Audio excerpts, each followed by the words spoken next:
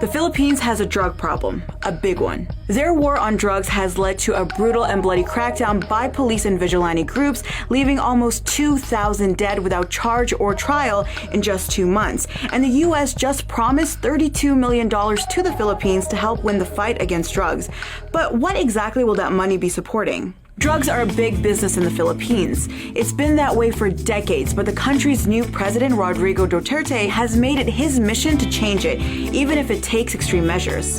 The Philippines has the highest usage rates of methamphetamines in Southeast Asia. Locally, the drug is referred to as shabu. The country also plays a major role in the global drug trade. So why the Philippines? Well, it's all about location. Materials from China and India are imported by Chinese syndicates, then made into methamphetamine and redistributed. And drugs from as far away as Africa and Mexico have been transported through the country.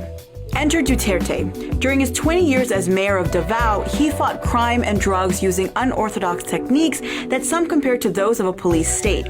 Human rights groups say that he used armed death squads to hunt down suspected criminals. When running for president, Duterte said he'd order police to shoot to kill suspects of organized crime. He's also said he would protect civilians who engage in violence. Do your duty, and if in the process you kill 1,000 persons, because you are doing your duty, and I will protect you. And he has. There are nighttime raids by police and vigilante groups who pull people out of their homes and sometimes shoot them on sight. Kill lists of those allegedly involved in the drug trade are distributed. And since police and vigilantes are free to respond with deadly force, the accused don't get to argue their innocence in court.